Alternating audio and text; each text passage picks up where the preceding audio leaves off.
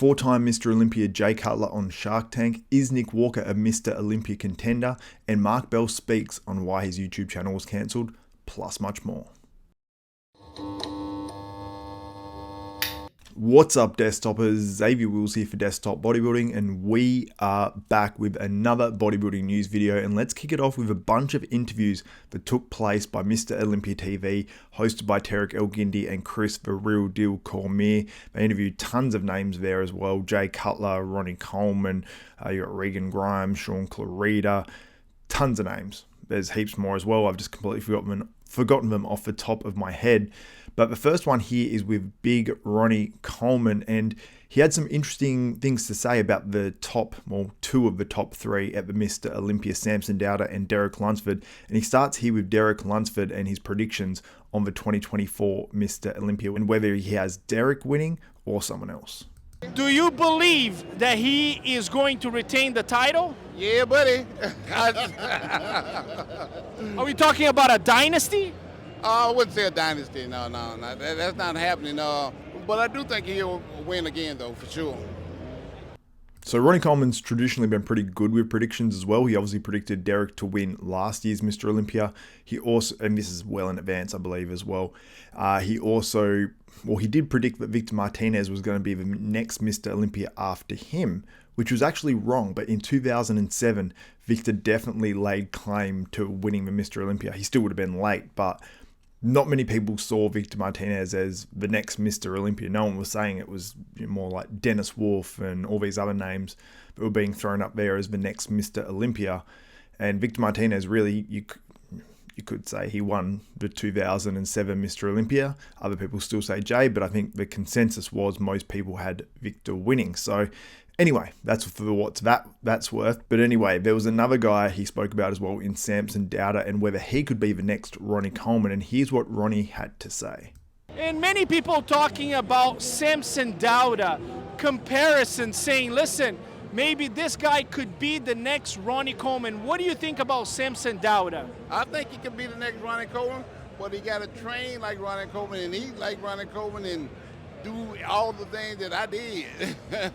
So it's not going to be easy, but anything is possible. So Ronnie Coleman is obviously pretty big on Samson Dauda. Now, I looked up Samson's age. For whatever reason, I thought or I think that Samson was like 37 or 38. I don't know why I thought that, whether that is the reality or not. But online, when I look it up, many websites, the full front page, first page of Google, when you type in Samson Dauda age, it comes up with that he was born in 1992 and he's 31 years of age. So either I'm wrong on that or the internet's wrong. Let me know in the comments below. But if Samson Dauda is 31 years of age, he has plenty of years to win the Mr Olympia, no doubt about that. I mean, you look at when Sean Roden won his Mr Olympia. Look at when Dexter Jackson's still looking fantastic up until 50, which is absolutely wild to even think of. But that would mean Samson would have 19 years left. But I don't know if Samson is that age. And if he is late 30s as well, he's still got a run that he could have there. But whether he could have a dynasty if he's late 30s, like a Ronnie Coleman, and win 8 Mr Olympias, anything is possible. But I think it'd be much more difficult. But Samson was late into the game of bodybuilding, so there is always the chance of that. Now, someone else that was at this expo and was interviewed by Tarek Elgindi was Regan Grimes. He talks a little bit about his 2024 season and whether he could be in the first call out as well. So let's listen to him talk about his 2024 season that's upcoming. This year is going to be a different year. I think I've been on top of my game the whole year, and we're going to compete probably mid-year to get the qualification, and then I'll see everyone at the Olympia. So that's what everyone wants. Everyone wants Regan on his game because everyone wants to see the best Regan Grimes. I think he's going to improve this year as well, and he was top 10 in the Mr Olympia in 2023. So that's obviously exciting. And he said mid-year as well. Now, I haven't looked up on the schedule exactly which shows these are, but I will put it up on the screen now so you guys can see what shows he might be targeting in the middle of this year. But hopefully it's some of these US shows because people have called for Regan to do that. Now, when asked about getting into the first call out or people saying Regan should be in the first call out at the Mr Olympia, here's Regan's answer on that. But without being delusional, we know how this works. You need these guys are big on the top 5. So I think with this year off season, I think I'm a one-off season away from being able to fight with these guys. So, yeah. So he said one off season away from being able to play with these guys. Now, he's just had an off season. It seems like he's going to start dieting maybe in a month or two, probably 2 months maybe, depending how long Regan actually preps for. So, or whether that's a bit of time off videos coming up. I do not know his schedule in terms of all that stuff, but he's about to do a prep now.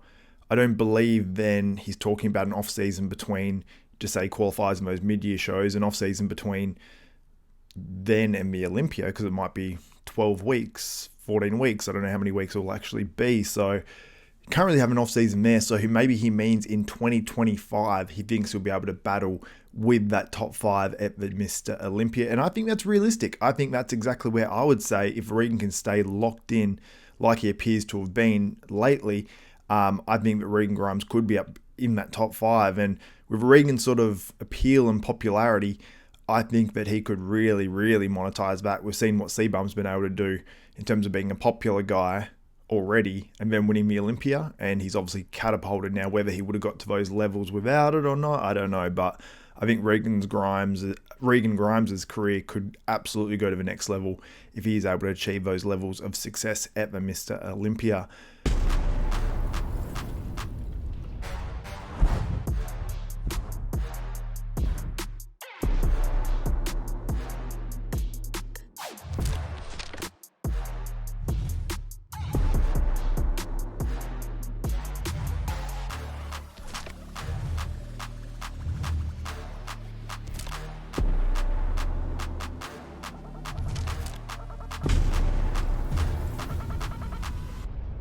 Now, I've got this update here from Nick Walker, who I believe is one of those guys. He's obviously one of those guys in the top 5. Not last year because of the Mr. Olympia with the hamstring and all that sort of stuff, but he is looking insanely freaky. Now, I actually messaged Nick about this. I'm like, is this new? Because to be in this level of condition, like look how that shoulder cuts into the arm. It's like he's tight. He is in some tight condition. Looks like Nick could say, okay, I'm on stage in 2 to 3 weeks time, and he would be probably very well conditioned anyway. So whatever Nick Walker is doing, it is absolutely working. And yeah, I was sort of blown away by this one. And if Nick Walker is able to keep getting freakier, and who knows what he would have looked like at last year's Mr. Olympia had he been able to compete, and he's gotten better since then. He's going to compete in one of these shows during the year, and I don't think anyone has any doubts that Nick Walker will win whatever show he goes into, unless it's obviously the Arnold Classic. I mean, he's said he's not doing that show, and I don't believe he's going to go do the Arnold Classic UK as well. So it's going to be one of these other smaller shows, and I just can't see. I don't think there'll be a better competitor in a smaller show this year, unless it's like a post-Olympia show and one of the top guys goes out there like a Samson Dauda did this year or something. But very, very freaky update. Probably the freakiest update I've ever seen from Nick Walker. Now, GoodVito, he had that umbilical hernia surgery, and it seems to have worked brilliantly because we saw obviously Matt Guest posing. It was really poking out, really was a distraction. It looks great here. He's looking in great shape as well. Whether he's prepping right now or he's in an off season, I don't think that he's prepping as far as I know, but if he is, it makes sense because he looks absolutely fantastic. Obviously a beach day out, amazing scenery. And we saw this photo posted as well. And it's got 2017 to 2024. And it shows the growth of GoodVito. It looks absolutely crazy. This is courtesy of Fernando Arroyo as well on IG. And yeah, it goes to show how much this dude has actually developed and grown. And it's exciting to wonder, I guess, if he can keep developing and how much more can he gain and add to his physique, and is it more about just refining his physique more so? I don't know. Let me know what you think in the comments below on GoodVito. I just have this weird feeling that when he hits the stage, he's maybe going to look a little bit flatter than we think, and maybe the conditioning won't be there. But working with Chris Aceto, it's hard to imagine he won't push GoodVito to get in outstanding conditioning. Now, a guy who's making his comeback to the stage, who, you know, if you've watched this channel, you know I'm a big fan of his physique, and that's Sas Herati. And he's posted up, we know when he's going to be competing. So it says 21 weeks out, up 7 pounds since switching direction in prep 3 weeks ago. Because I think he was maybe going to compete a little bit earlier. Focusing on recovery and slowly growing, lower volume training, 2 to 3 rest days weekly, and it's doing me a lot of good for now. We keep going. And then he's got his coaching inquiries being there as well. So working with Chris Aceto, he looks fantastic. And maybe he's just getting a little bit burnt out during prepping and obviously making a comeback as well. His body's gone through a lot of changes in terms of adding muscle and losing fat. It's a lot for the body to take on now. His physique is fantastic. The only concern I have is the back a little bit. But as some guys get harder, their back actually appears bigger and pops out a little bit more. But every other part of his physique is right on point. Those quads are looking nasty, and working with Aceto, you know he's going to come in ultra shredded, and he's got a really nice shape physique as well. So I'm very excited for the return of Samson Herati. And if you're wondering what show he will be doing, it looks like it's going to be the 2024 Empro Pro show, which is in Alicante, Spain. Some people call it the Alicante or the Spain Pro. But it seems like he's going to be doing that one on the 16th of June. And then there's a show the next weekend as well. It's the Italy Flex Pro weekend. And that's, the 23rd of June. And then the next show after that is the Mr Big Evolution, which is on the 7th of July. So that's only, 2 weeks after the other one. So he might be hitting up all three. And there's even a show in Toronto, somewhere in Canada after that as well. So in our next story, Jay Cutler, he has a business called Jay's Pet Butters, and they're going to be on Shark Tank, which is pretty damn cool. If you don't know what Shark Tank is, it's basically a TV show where you've got these billionaire investors, like business owners. You got like Mark Cuban, who owns the Dallas Mavericks, and then a bunch of others on there as well. And there's, I believe, 4 investors that are there, and they basically go and present the business to them. They say how much money they want and how much stake of a business they're willing to give up. And then the investors might say, well, I actually want 20% of a business, and I'll give you, $10 million or something like that, or whatever amount of money it works out to be. I can't remember how much the normal amounts are, but obviously that can help them. And with these investors' networks as well, they can sort of sell the business on that as well, because obviously Jay has the opportunity to say, no, I don't want to do that deal, or you might get 2 of the investors fighting over it or whatever. But it's pretty cool. So it says you can't miss this. Jay's Pet Butter will be on Shark Tank, episode 1508 on January 26, 2024, 8 p.m. Eastern Standard. So only a few short days away. So you'll be able to see Jay Cutler on TV, which is pretty damn cool. Obviously 4-time Mr Olympia. Everyone loves Jay Cutler. So hopefully Mark Cuban or one of these billionaires puts a ton of money into Jay Cutler's business and it absolutely blows up. And this could be, Jay Cutler has a lot of businesses, but maybe this could be Jay's biggest earner.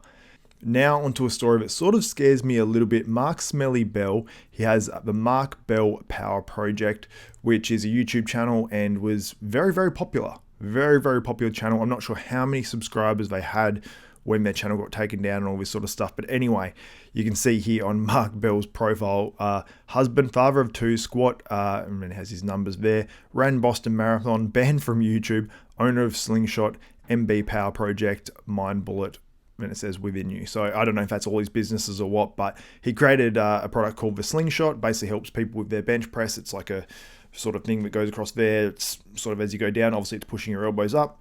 You're able to obviously take on more weight in your bench press. So he's done very, very well. And in his video that he posted up on IG as well, he talked a lot about, he's made millions from YouTube, literally millions, because he's been able to sell his products and he sells advertising on there, plus obviously YouTube revenue as well. So he's made tons of money, but he's actually made more outside of a YouTube revenue than just getting YouTube revenue for his channel. But he's made literally a career off YouTube. Now he could be successful elsewhere no matter what. Obviously, as you can see, he's following 681k followers. But firstly, let's get to what Mark Bell actually posted on IG. He says, this is a email from YouTube. It says, Mark Bell's Power Project, we've reached a decision on your appeal. Hi, Mark Bell's Power Project. We reviewed your channel carefully and have confirmed that it violates our harmful and dangerous policy. We know this is probably disappointing news, but it's our job to make sure that YouTube is a safe place for all. And then it says how this affects your channel. We won't be putting your channel back on YouTube. Thanks, the YouTube team. So as a YouTuber, that would probably feel like the most crushing thing of all time. I can't even explain how much that would be upsetting to someone, but obviously makes their career from YouTube. Now, he will be fine. He has millions of dollars, as he says, that he's made and things like that. So he will be all right, and he wasn't taking a victim mentality whatsoever, which is really, really cool. But he also posted with that as well. He said, no warning, no explanation, but in brackets specifically, just deleted, banned, cancelled. Maybe it was my race to 0 followers. So it doesn't necessarily say that he's banned from YouTube, because I know when some people get banned, it says things like you can't start another channel. Basically, you can't have a YouTube channel or appear on YouTube and things like that. I haven't seen anything to that nature, but there were some people that sort of, I suppose, spoke up. Bradley Martin, he goes, for what though? And then Tom Segura, who's obviously very, very famous, is on the Joe Rogan podcast quite a bit. He says WTF. So there's some people that are obviously outraged by this. I mean, I haven't watched many of the videos on that channel lately. I've sort of just dipped into some of his videos when I've seen a topic of interest, and I believe I was subscribed as well. So I don't know what's maybe been said or done, whether it's PED stuff or what. I hope these guys get a really direct answer. Maybe flag. I mean, I would like it if YouTube flagged some of the videos and was like, these are the videos we have an issue with. It comes under this. And then at least you can decipher and go, okay, it's when I spoke about this, or when I said this, or when I said, people should be doing this, when, maybe I should say people could do this, or whatever. I'm not too sure what exactly it is. You guys can let me know if you have any more information in the comments below. Mark doesn't know. He spoke about this, but it sounds like he really didn't get any strikes, didn't get any warnings. It was just a hard, we've reached a decision on your channel. It's gone, which I think is incredibly harsh. And obviously it's YouTube's prerogative to do what they want with their channel. I just hope it doesn't scare other creators away from doing YouTube, because it is a great way to obviously make a living. But if people are somewhat relying on it and this happens, that's a very scary thing. But anyway, let me know what you think on all of this in the comments below, guys. Hope you enjoyed this video. If you did, give the video a thumbs up, smash that like button. Also subscribe and click the notification bell button. That way you'll be notified of every video that goes up from myself, Xavier Wills at Desktop Bodybuilding. And also as well, I want to say shout out to James Hollingshead and JP, Jordan Peterson, who just opened up their new gym as well. And Drew Fisher sent me a few video and photo and stuff like that from the event. Anyway, so shout out to you guys and wish you all the success in the world. So that's it for myself. I'm Xavier Wills. This is Desktop Bodybuilding, and we are